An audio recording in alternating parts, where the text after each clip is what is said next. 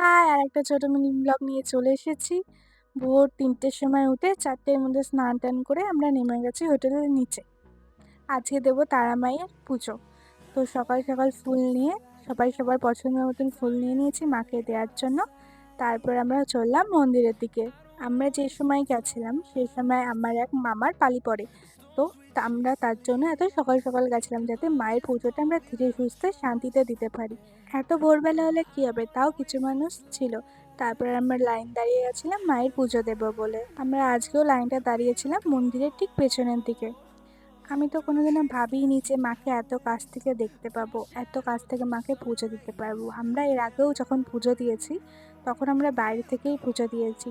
আর মন্দিরের ভেতরে যখন এসেছি, মন্দিরে ঢুকেছে, মাকে প্রণাম করেছে আর বেরিয়ে গেছে। কিন্তু এইবারের পুজোটা দিয়েছি প্রচণ্ড শান্তশিষ্টভাবে, নিরিবিলিতে, শান্ত মনে। হয়তো মা ডেকেছিল তার জন্যই মায়ের পুজো আমরা এত ভালোভাবে দিতে পেরেছিলাম। তারপর আমাদের মালাটা দিয়ে দিলাম ঠাকুরমশাইকে, এই যে এই মালাটা আমার মা দিল।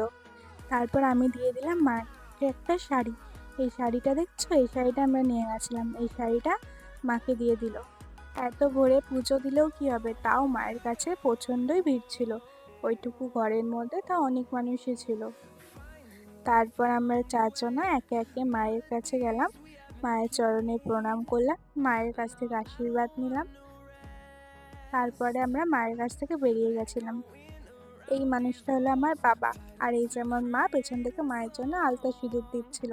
তারপরে সকালের পুজো এখানেই সমাপ্ত হলো। তারপর যত মালা ফুল ছিল সব পরিষ্কার করে মাকে আবার তৈরি করা হলো সকালের আরতির জন্য। এবার আমরা যেহেতু আগের দিন সন্ধ্যাবেলা আরতি দেখেছি, তাই আমরা আর আরতি দেখিনি।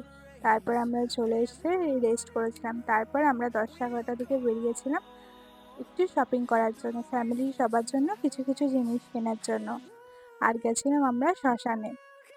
শ্মশানটাও দেখলাম আগের থেকে অনেক পরিষ্কার হয়েছে আর অনেক সুন্দর করে সাজিয়ে গুছিয়ে রেখেছে।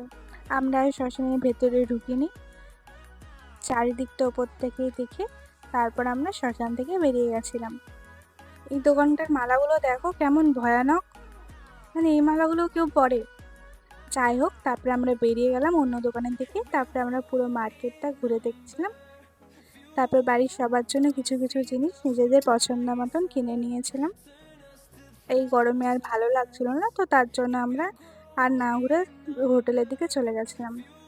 একটু রেস্ট করার পর তারপরে আমরা চলে এসেছিলাম নিচে দুপুরে লাঞ্চ করতে।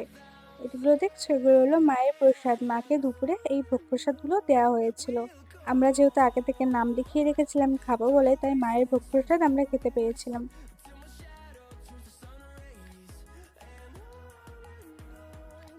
খাওয়া দাওয়া করে একটু রেস্ট নিয়ে আমরা চেক আউট করে নিয়েছিলাম।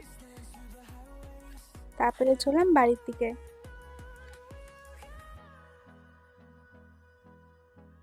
এই গেটটা দেখছো? এটা তারাপীঠের মন্দিরের পেছনের গেটটা।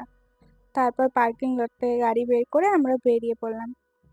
আমরা বাড়ি আসার সময় দেখেছিলাম রাস্তার একদিকে খুব বাজেভাবে একটা ভয়ঙ্কর অ্যাক্সিডেন্ট হয়েছিল। তো সবাই সাবধানে গাড়ি চালিও। আর এর আগের যে ভিডিওগুলো তোমরা দেখনি, আরো দুটো ভিডিও তারা দেখে নিও। আজকের জন্য মিনি ব্লগটা এখানেই শেষ করছি। সবাই like, comment, share and subscribe করে দিও। আর সবাই পাশে থেকো। টাটা।